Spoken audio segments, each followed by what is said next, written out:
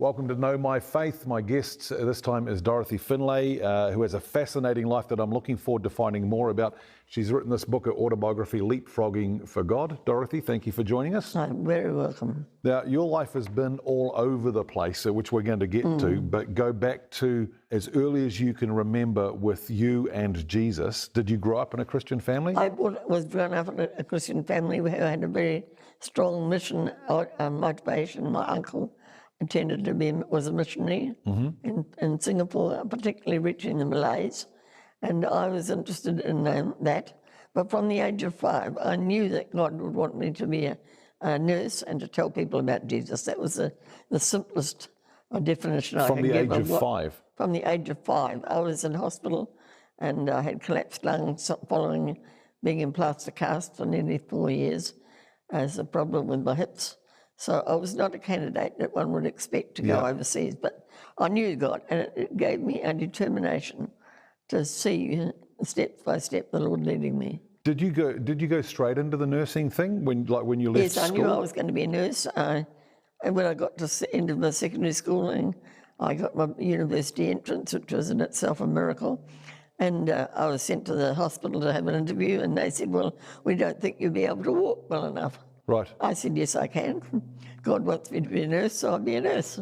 And they gave me the chance to try. Yeah. And the first 3 months was really hard work.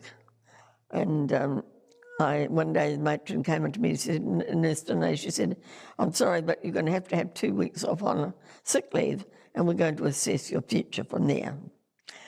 So I thought to myself, what shall I do? I shall become a dental nurse. I'll be able to sit on a chair. Won't have to walk all this. Won't have to lift the heavy people. So that's what I planned to do. I went to physio. They gave me 2 weeks physio. And one day in the second week, I remember as clear as daylight, as the Lord was speaking to me today.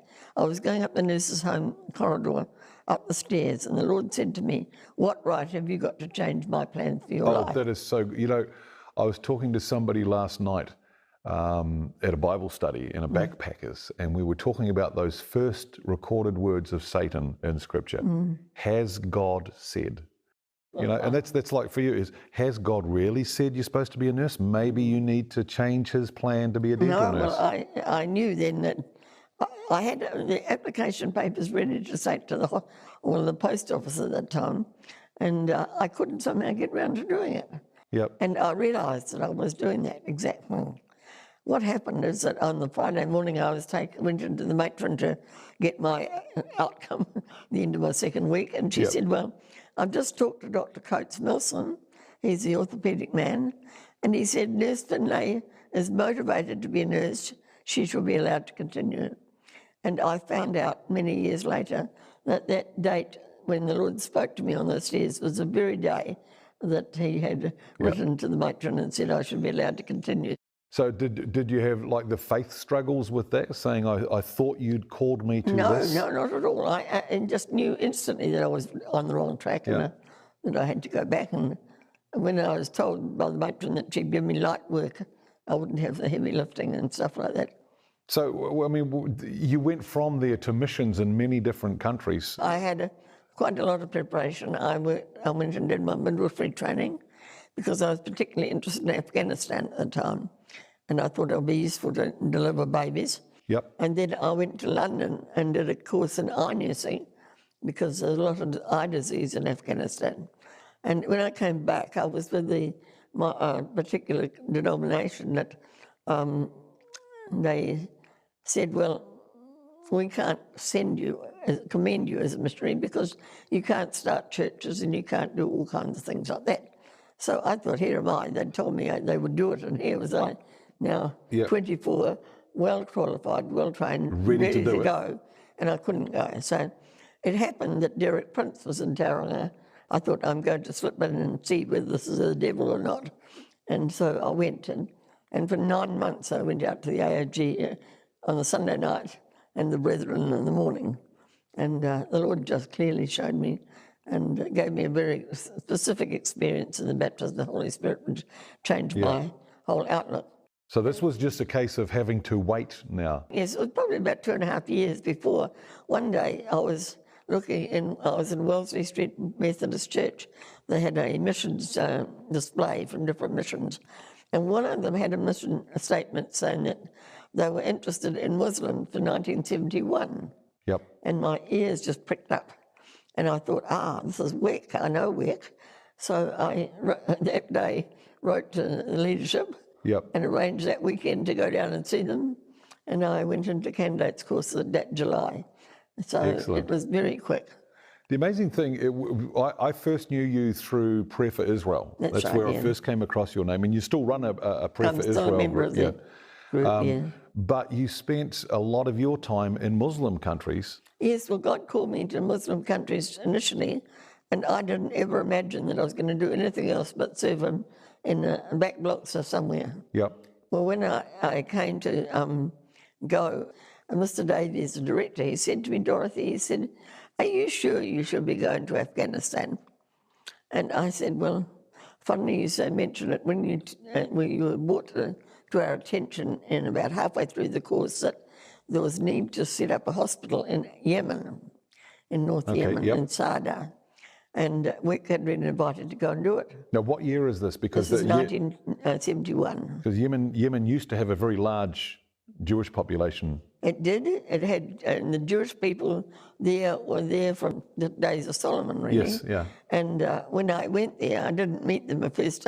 I saw these young men coming into the clinic with long curls and so forth, and I didn't know who they were, but they told me they were Yehudi, which is the way Arabic speakers say Jews.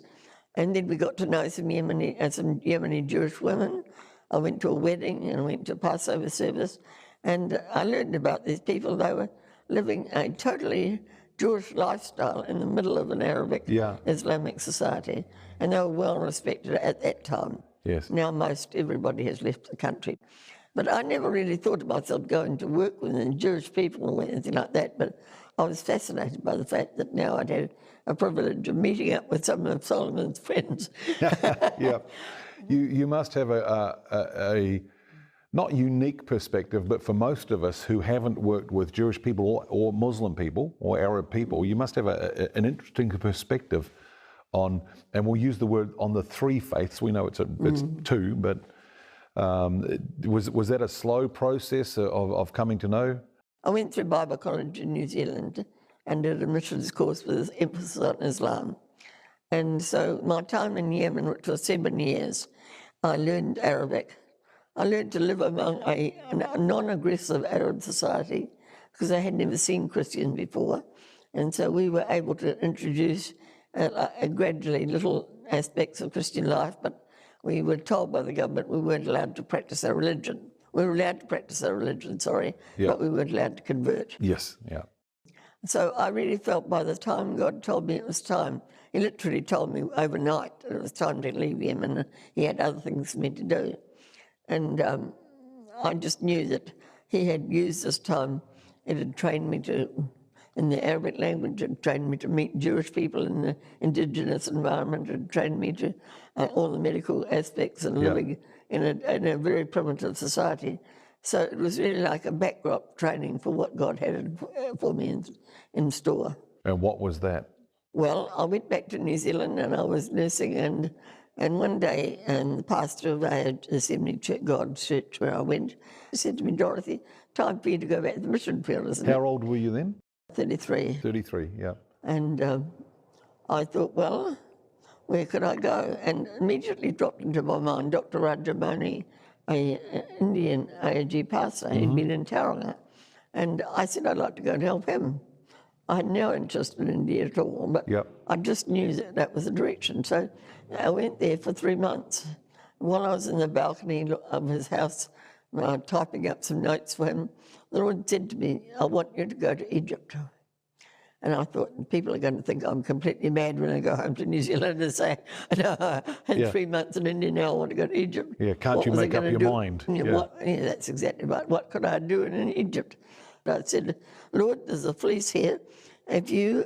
When I go back to New Zealand, people are saying to me that we had some contact with Egypt in the recent past.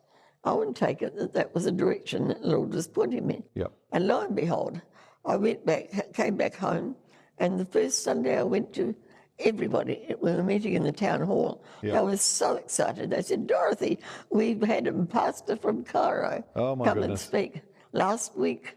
Yeah. I thought, goodness, it couldn't have been any more accurate. So I took a few weeks to tell the pastor, and then he said, oh, great idea. I'll write to him and he see if he can use you in Cairo. So that's what happened. I eventually went to Cairo. I went just really as a helper, working with the Arab church, the Egyptian church. So this is with the Coptic church? No, it was the Egyptian Assembly of God church, Okay. actually. Yep. And well, first of all, it was the Church of Christ, and they introduced me to the pastor, young pastor, who again, quite miraculously, came up to me. We had to go to a conference in Cairo when I first went there, and I met this pastor that was coming from America, and he said, I told the pastor of Church of Christ that you're available. So I was expecting him maybe to come and tell me, give me a job to do or something like that. And nothing happened. One day went by, second conference day went by, third conference day went by. And just at the end of the third day, the young Egyptian pastor who was translating for him, he came in and he said, do you take ladies' meetings? Now, I had dressed up like a Muslim woman. I didn't realise I was not a Muslim woman, but I thought I had my head covered, had a long dress and long sleeves, and I really I was particularly correct.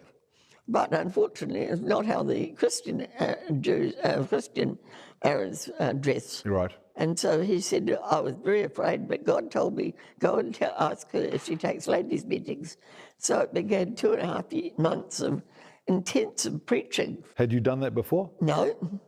I've done almost everything in my life, never having done it before. Did you hear God chuckling in the background? I'm sure he was, but I was too busy thinking about what I had to do. Dorothy, if you only knew what I have planned for you. Exactly. Well, that was only the beginning, really, of my life, because I was there in 1981, and November 81, 3 times in a row, God woke me up from deep sleep to say, I want you to go to the place I put my name. And knowing the Bible, it says in Deuteronomy, about 3 chapters, it says, go to the place that I put my name. Yes. So I thought the only place I could think of is Jerusalem. So I ran 2 or 3 weeks later and packed my bags, went to Jerusalem by bus over the Sinai Peninsula. And it was like the spies spying out the land. I had 6 weeks. I stayed with a Christian group in Jerusalem. We went up to the Negev. We went down to Negev, went up to Lebanon, all over the place. And I had amazing opportunities. And I saw St. John Eye Hospital there. Yeah. And I thought, eyes. I've got training in eyes. I've trained Maybe in God that, could bring me back. So I came back to New Zealand for 3 years and was AOG Church secretary for 3 years. And one afternoon, God spoke to me. He said, it's time to go back to Israel, contact St. John's and get a job. Yep. So I did. And so in 1985, I went back to Jerusalem and I started nursing in St. John Eye Hospital. It's an Arab hospital which has got half Arabic Christians and half Arabic Muslims. So it was a good environment. And I had 1 year there, and the Lord led me to work with the Arab Baptist Church. They were very astonished. In Jerusalem? In Jerusalem, yes. Okay. They were very astonished that a foreigner, and they called me a blue-eyed blonde, because I'm quite blonde compared with their dark skin, and that I understood their songs and I could worship. And the interesting thing was that the pastor was from Egypt, so I understood the dialect. Gradually, I began to get to know some friends that were working among the Jewish people, and it was difficult to work with the Jews and the Arabs in Jerusalem, simply because Christians met on Sunday, and Jews met on Saturday, and Muslims met on Friday. Yeah. So you could spend almost half a week going to the different churches. So I had to make my mind up, and some of them were very suspicious of me. Some of the Jewish people were, why was I interested in the Arabs? The Arab Christians met on Friday? No, they met on Sunday. They meet on Sunday. Okay. Yes, Yeah. they met on Sunday. So you had Muslims on Friday, Muslims on Friday. Jews on Saturday, and Christians on Sunday. And I was attending this Christian church, so I was involved in Sunday. When I began to get to know some Jewish people, I found the most fascinating thing that they were interested in was the fact that I'd worked with Yemeni Jews. Right. It may be one of them, even though I could not speak much more than a few words in Hebrew at that time. Toward 87, I worked in Bethlehem University, training nurses there. But the first Intifada came along, and they closed the university down. I lived in Jerusalem and had to travel back and forth, so I couldn't travel back and forth. So I thought, what will I do?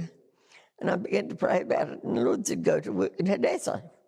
Hadassah is a big Jewish hospital. Yes. A very big hospital, 1,500 beds, and it's a major training school in Israel, in Jerusalem. And so I had a nursing friend, a Christian friend who was working there. She said, we need someone that could work with the Arabic people, because at that time, people from Gaza were coming up from Jerusalem for surgery and for treatment. And many of them had their grandparents with them. And they said, we need someone that can translate and work with the Arabs just as well as the Jews. So I started the process of getting a job. With nursing knowledge as well. Nursing knowledge too. At first they said, no, we can't give it to you. You've got to write to the New Zealand police and get a clearance. Okay. So I did that, and they said, no, we can't give you a clearance. We can only give it to the Ministry of Interior. And so I went to them, and they said, well, we can't do that. So well, they'd have no idea who you were. You barely spent any time in New Zealand. I'd been in Jerusalem long enough to go to the Israeli police. And I went to the Israeli police for a clearance, and they said, no, we can't do that. No. We can only do the other.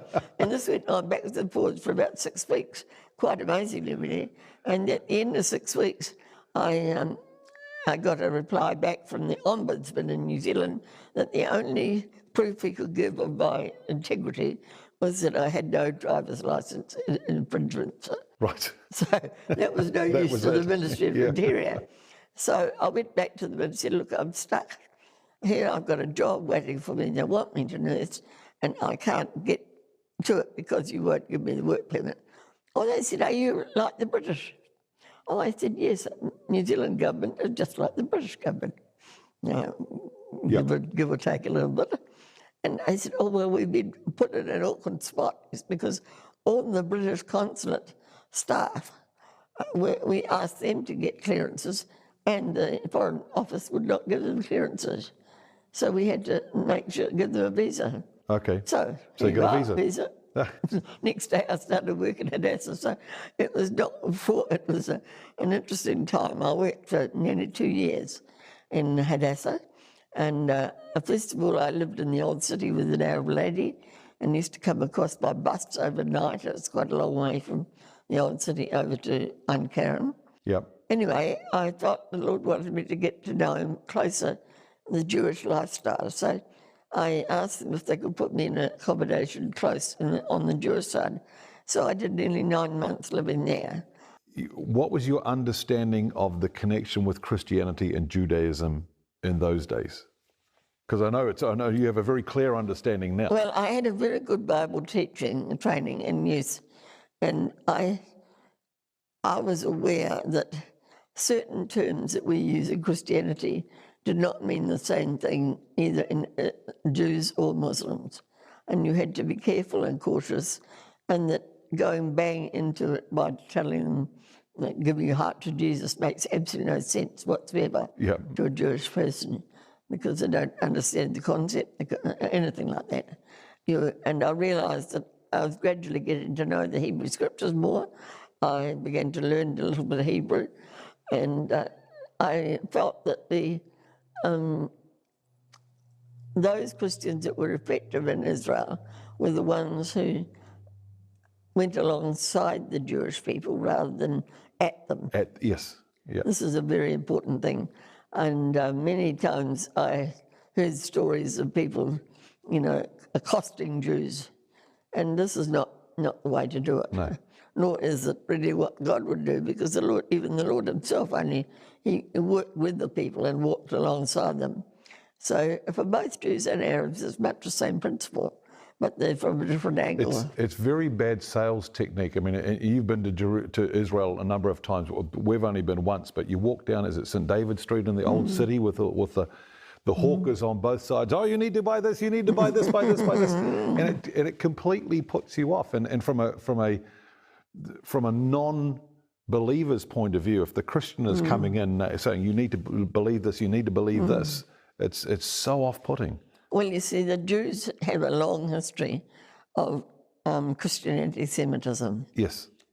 We don't think of it as that. We don't know that. We don't know it. In our church history, we're not taught it, and so they don't realise that when you approach a Jewish person, they are very, very alert to the possibility that you're trying to get them.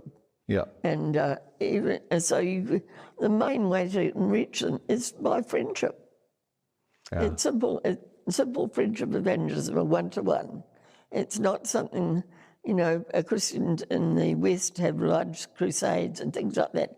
None of that kind of style of ministry is effective either with the Arab or the Jew. Because when we look particularly at European history with the Jewish, it was forced conversion.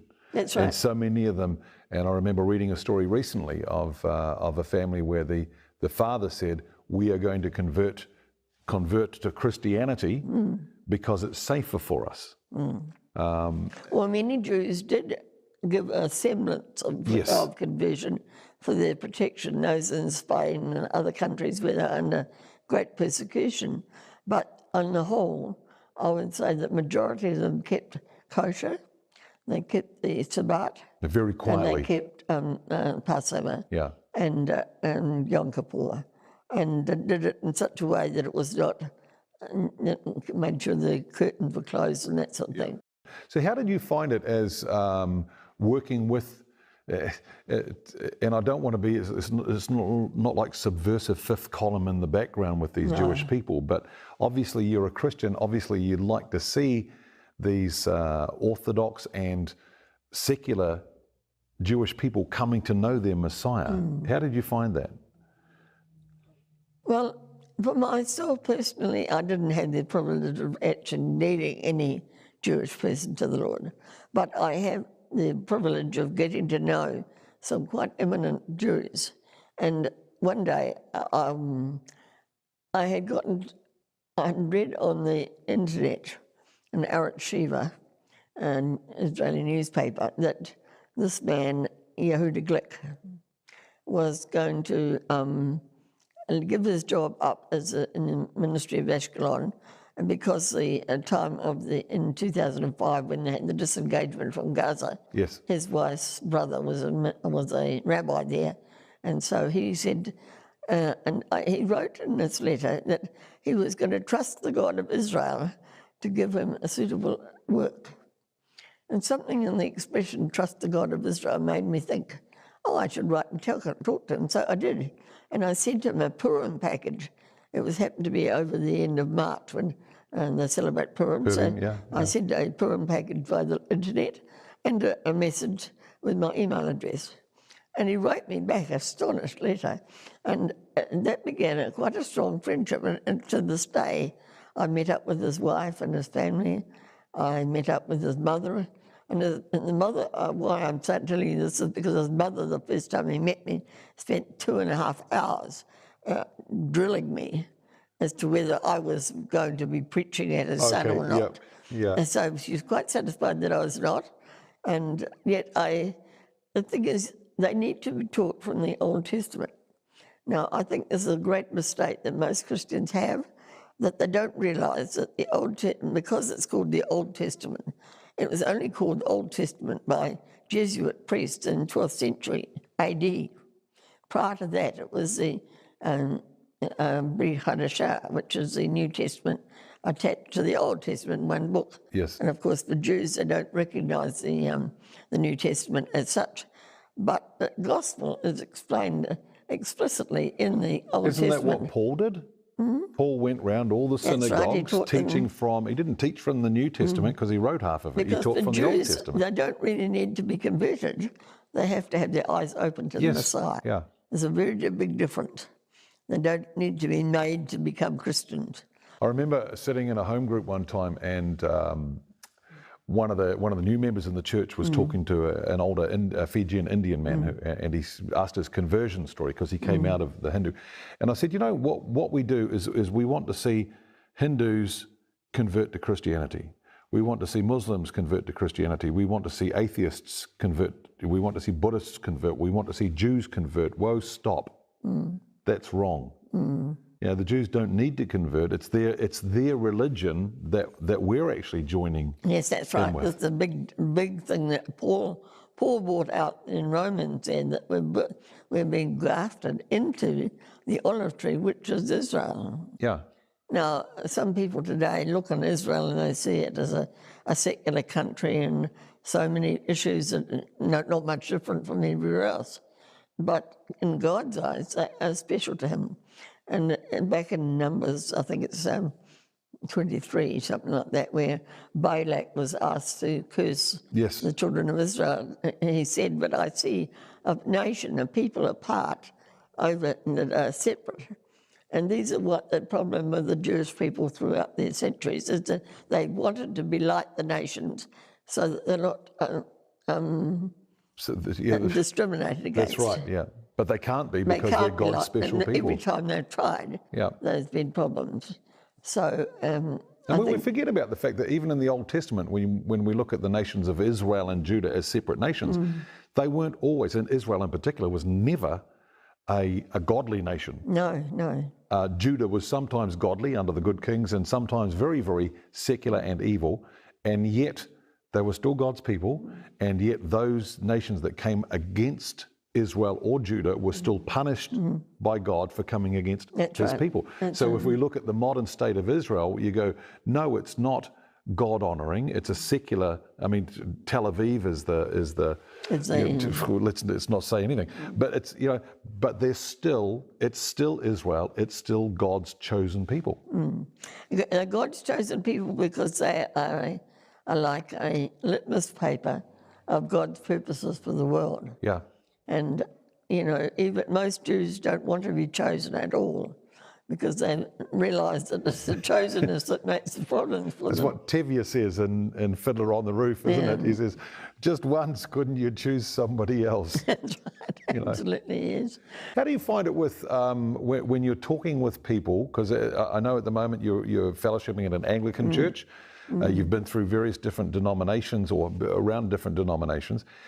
How do you find it when you're talking to New Zealand Christians about Israel? What's the reaction? Most are abysmally ignorant, because there's a real problem in today in recognising that the Israel of today is the same Israel as of the Bible. That because the Palestinians and the Arab have done such a good job of convincing the world that these Jews had run away from the Holocaust and they'd stolen their land. Yep. That this is the narrative that is majority, even Christians understand. Now, if you're talking it from the Bible, they can understand it perfectly, but if you're talking about it from the real people, they can't see any connection.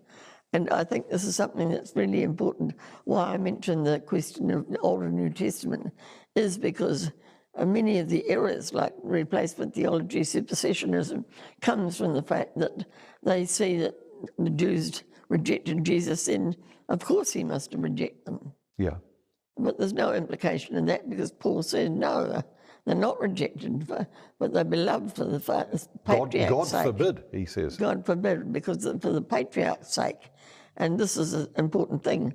And so those chapters of 9, 10 and 11 in Romans, I don't think many people understand them at all, but unless they really see them as Paul teaching the Roman church about the Jewish people, and that this is what happens. So Gentiles are born again, they're born into the family of God, and they are grafted into the olive tree.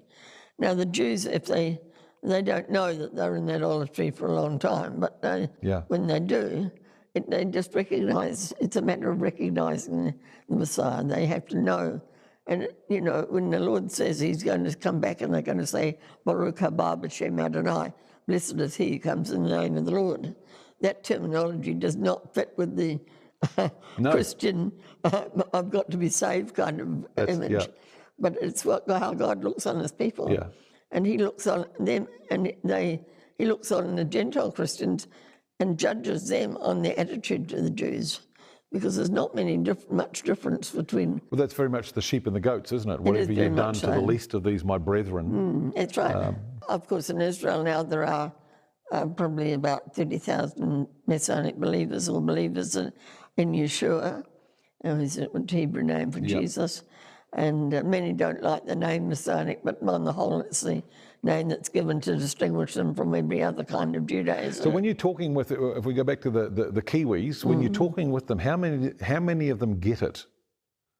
Or are they closed, you know, there's the arms folded and let me don't take want to know? experience of going to Holy Trinity Church, which is an Anglican church, and I went there because God told me he wanted me to go there for two reasons. He wanted me to establish prayer groups for Israel, and he wanted me to be involved in a future revival, if there was such a, that he was going to bring. So I began to, at first people were a bit suspicious of me because I came from a Pentecostal background. Yep. But then they saw that I was quite safe. And gradually I said to the pastor, I said, could I have a time for a special prayer group for Israel, prayer for Israel? And he gave me the freedom to be part of a life group that runs that. So that has been running now since probably about 2012. Okay. And we have about 12, 15 people come.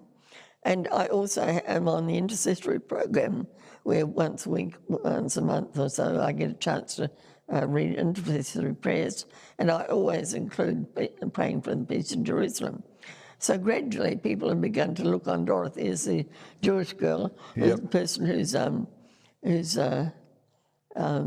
know, any go-to person for Israel. And gradually there's been a great warmth. Many people from the Holy Trinity have been to Israel now, and including the vicars that were previous vicars. The next one is coming in 26th of June, and I wouldn't be surprised if he isn't very open to Israel. He's been through Faith Bible College, I understand, and so we'll just see what happens. I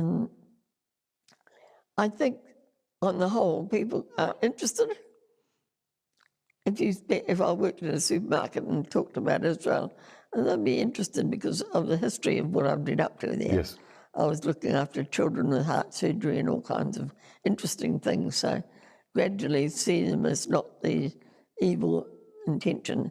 Or I'll tell, if I think they're very aggressive to the Jews, I'll tell them about something to do with the Arabs. That's a blessing. Yeah. And I know several Arab pastors who are very, very evangelical, and they love the Jewish people. Yes. And they meet together regularly for prayer and fellowship. So there's not us and them in the real body of Christ. As I mentioned before, when we were there, the fellowship the church that we were associated with had moved into a new building, and Yossi Ovadia, who was the leader of the fellowship, and Anis, I can't remember Anis's surname, but he is an Arab Christian pastor, and both of them came together to plant an olive tree say, we are brothers, we worship the same God. That's right. Although I know there's a different dynamic there for the Arab believers, because you have to Gentiles. say, I'm a Gentile Arab worshipping the Jewish God. That's right. In Israel, in the land of Israel. It's a very wonderful arrangement. What would you say to somebody who's either watching this podcast or listening to this podcast, just to somebody who is a Christian, to get them on the road to understanding Israel and understanding the Jewishness of our faith? I think it's very important that they understand and read the Old Testament, particularly the prophets. The current environment in which we live in today fits very well into Ezekiel from 33 through to 39. Yeah. And there's many things that are similar. There's Psalm 83, which talks about the nations around about Jerusalem, Israel wanting to destroy, and say that Israel is no longer a people, and these kind of things. It's very important to understand that God's covenants are never change. But the one in particular, one made with Moses, with Abraham, is unconditional. Yes. Because it was cut, as it's described in the Bible, on the basis that Abraham was in a deep sleep. So he had no part in the decision making. Unconditional and everlasting. Everlasting, that's right. And but there are covenants which seem to be conditional because they're conditional on the fulfillment of the blessings of Israel. Yeah. Are dependent on their obedience. And so throughout history, you've got stories of people following God and then turning away, following and turning away, no different from what is happening today. Yeah. And yet in Ezekiel, it talks very clearly that at the end time, God is still the God of the Jews. And the Gentiles are grafted into that. Grafted in with the Jews, and so, to the promises. Part of the problem with the replacement theology is the fact that they don't believe that God is still saving the Jews. Yeah. Because Christians have taken over, but there's nothing in the Bible to suggest that. No, you've got to bring that, and that's that supersessionism. You've got to bring that into the Bible. There's lots of doctrines, and there's quite a few key Bible teachers that unfortunately follow that line. Yeah. And they are very ineffective.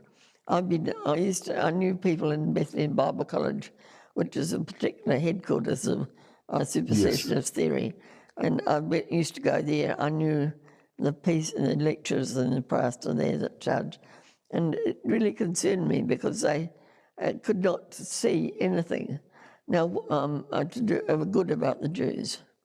They would officially be quite good, but in their heart, one in particular pastor, his family, they were under some certain problems with the initiation of the State of Israel. There were certain problems and people lost their homes and things like that. But it's built into him a bitter spirit.